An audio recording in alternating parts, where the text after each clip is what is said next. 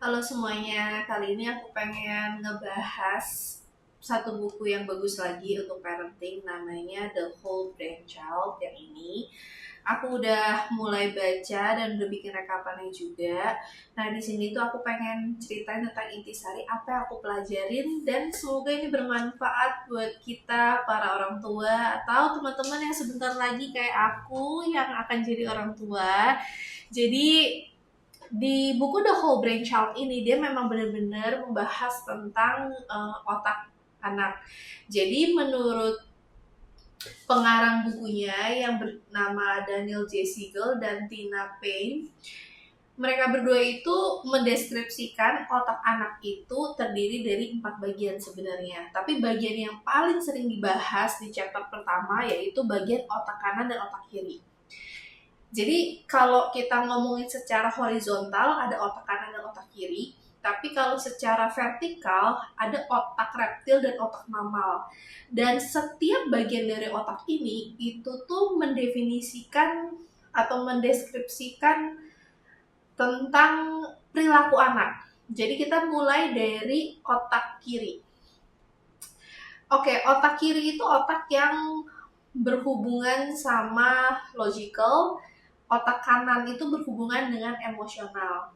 Nah, sedangkan otak mamal itu berhubungan dengan konektivitas, keterhubungan, dan kalau yang satunya lagi otak reptil itu berhubungan dengan survival mode dan gut instinct. Jadi sama seperti organ di badan kita yang terintegrasi, kita tuh bisa sehat, kita bisa bertahan hidup karena karena setiap organ-organ dari badan kita tuh saling berhubungan. Misalnya contohnya tiba-tiba jantung tidak berhenti bekerja, otomatis kita meninggal. Atau nggak ada organ lain di dalam tubuh kita yang mungkin nggak simpel sih, cuman contohnya lambung kita rusak, kita juga bisa meninggal. Sama seperti otak. 4 bagian otak ini harus terintegrasi dengan sempurna supaya kita bisa menjadi manusia yang berfungsi. Nah, sedangkan anak ini dengan 4 bagian otak tersebut, yang membuat anak berbeda dengan satu dan yang lainnya adalah kemampuan untuk mengintegrasikan otak kanan dan otak kiri. Kalau anak otak kanan dan otak kirinya bisa terintegrasi dengan baik, mereka akan berfungsi secara sosial. Oke?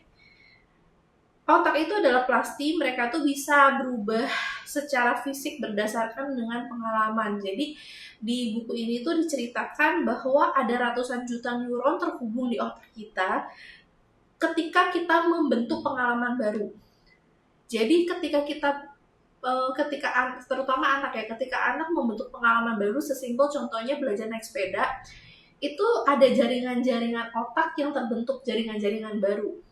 Dari yang tadinya susah banget untuk mengkayu sampai lancar mengkayu, itu karena keterhubungan antara jaring antar neuronnya ratusan ribu itu dia udah melekat sempurna dan terhubung sempurna sehingga anak lancar naik sepedanya. Sama seperti itu. Jadi di sini dibilang kalau misalnya anak mengalami pengalaman yang baru, dia akan mengubah fisik otak dan membuat anak tersebut lebih bahagia karena lebih merasa mampu dengan pertambahan skill. Nah, buku ini tuh memberikan saran dan ide cara atau aktivitas yang bisa membangun anak sehingga otaknya terintegrasi antara otak kanan dan otak kirinya. Jadi otak manusia itu menurut studi tidak berkembang dengan sempurna sampai usianya 20 tahun. Kayak mid 20s gitu, kayak mungkin 24, 25 tahun baru berkembang sempurna. Jadi wajar banget kalau memang anak sampai di usianya 20 tahunnya itu lagi nakal-nakal. Orang bilang nakal-nakalnya lagi nggak nurut, lagi bisa throwing tantrum, bisa ribut antar saudara karena otak kanan, otak kiri, otak mamal, sama otak reptilnya itu belum terintegrasi dengan sempurna. Dan baru terintegrasi dengan sempurna biasanya 25 tahun ke atas. Gitu. Sedikit cerita tentang misalnya pengalaman tentang anak ya. Jadi anak itu cenderung dari usia awal kehidupannya, logikanya masih belum main. Jadi otak kirinya itu cenderungnya nggak dominan, lebih dominan otak kanan. Otak kanan tuh lebih kayak tentang sesuatu yang tidak logis, tapi sesuatu yang kayak berhubungan dengan perasaan, emosional. Jadi misalnya contoh nih, kalau anak mengalami kejadian yang mentraumakan atau traumatis seperti kecelakaan, contohnya kecelakaan mobil tapi dia nggak kenapa-napa, tapi dia melihat susternya yang bersama dia sampai kepentok dan berdarah. Itu kan sesuatu yang mungkin anak tuh jadi trauma.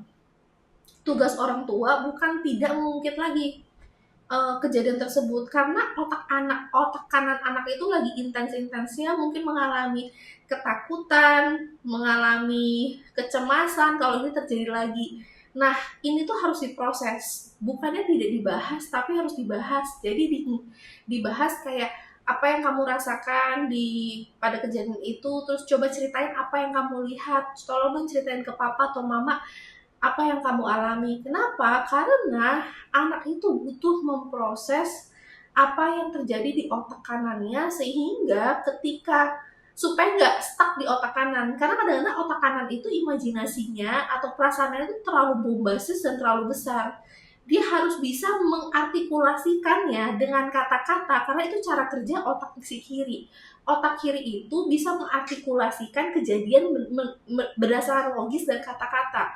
Sedangkan emosional itu susah dijelaskan oleh kata-kata. Jadi cara kita mengintegrasikan otak kanan itu yang penuh dengan emosi, penuh dengan perasaan, tapi kalau kita bisa membangun jembatan di mana anak itu bisa mengartikulasikan apa yang dia rasakan dan bisa menceritakan, itu akan membuat otak kanan dan otak kirinya terintegrasi. Dan anak jadi tidak akan tenggelam dalam emosinya, yang akhirnya kalau tidak diceritakan atau tidak dikeluarkan, anak itu ntar kedepannya bisa ada trauma, bisa ada tantrum, bisa ada fobia. Makanya sebagai orang tua, kita harus mengerti cara kerja otak, karena ketakutan yang anak alami kalau tidak ngomongin, tidak disebutkan, itu akan menghambat otak kanan untuk berkembang. Dan malah jadinya takut untuk naik mobil lagi. Kalau dibicarakan, kita bisa coba mengambil solusi atau langkah bagaimana cara kita berdamai dengan kejadian tersebut, sehingga akhirnya pengalaman itu yang tadinya menakutkan karena tersimpan di otak, karena sudah dibicarakan berkali-kali, akhirnya menjadi pengalaman yang tidak menakutkan lagi. Ada beberapa manfaat otak terintegrasi antara otak kanan dan otak kiri. Manfaatnya itu adalah itu akan bisa membantu membuat keputusan yang lebih tepat dan bijaksana, bisa mengkontrol badan kita dan emosi kita sehingga selaras, bisa mengerti diri kita secara penuh, dan juga bisa menjalin hubungan yang baik antar teman, keluarga. Jadi sebenarnya tuh kalau kita ngomong ya tentang cara kerja otak kanan dan otak kiri, kita pasti ngomong tentang mental health, kesehatan mental. Menurut buku Whole Brain Child, kesehatan mental itu hanya terjadi antara dua hal. Yang pertama itu adalah terlalu kaku, mau kontrol semuanya, pokoknya segala sesuatu tuh pengen dikontrol sesuai dengan keinginan, itu namanya terlalu kaku.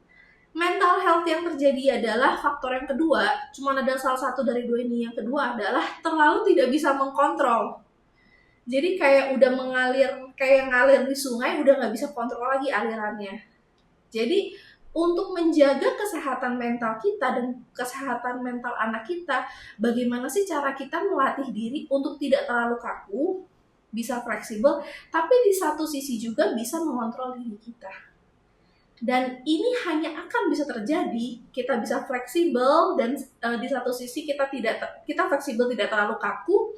Di satu sisi kita bisa mengontrol diri kita. Ini hanya akan terjadi kalau otak kanan dan otak kiri terintegrasi dengan sempurna. Kita kasih contoh kasus ya.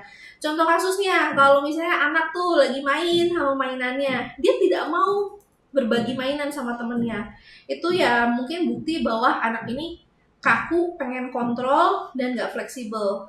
Atau kasus yang mungkin sering terjadi juga, anak marah, tantrum, emosi banget ketika mainannya ditarik sama orang atau mainannya diambil sama kamu. Ini kan berarti kan tidak bisa mengkontrol emosi dan logikanya tidak bermain. Nah, anak itu biasanya akan memiliki kesulitan antara dua faktor ini. Kalau otaknya tidak terintegrasi dan dia jadi tidak mengerti sebenarnya kenapa sih terjadi pada saya, pokoknya saya marah-marah aja gitu loh. Nah, ini itu sebenarnya kejadian yang wajar dan ini terjadi di seluruh dunia.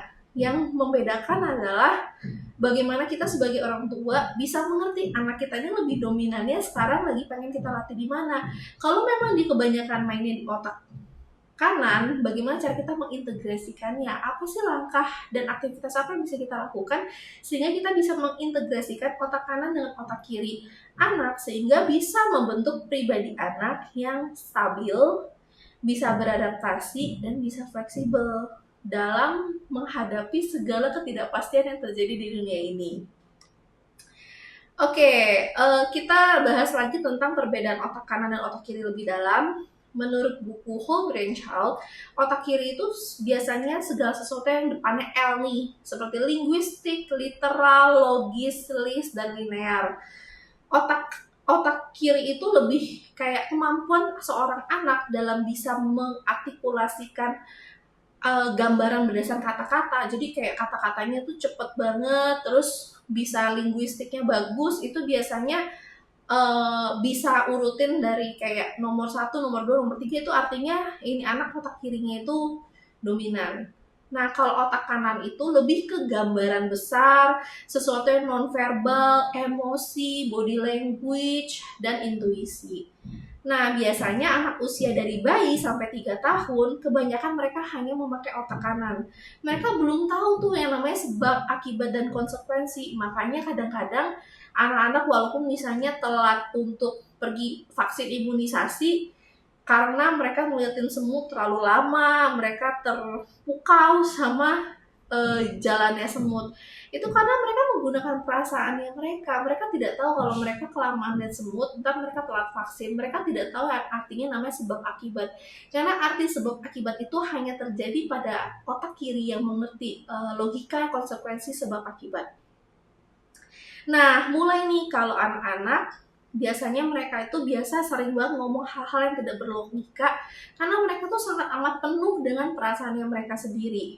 Ketika anak udah berusia di atas 3 tahun, mereka mulai bertanya, kenapa sih ini terjadi? Kenapa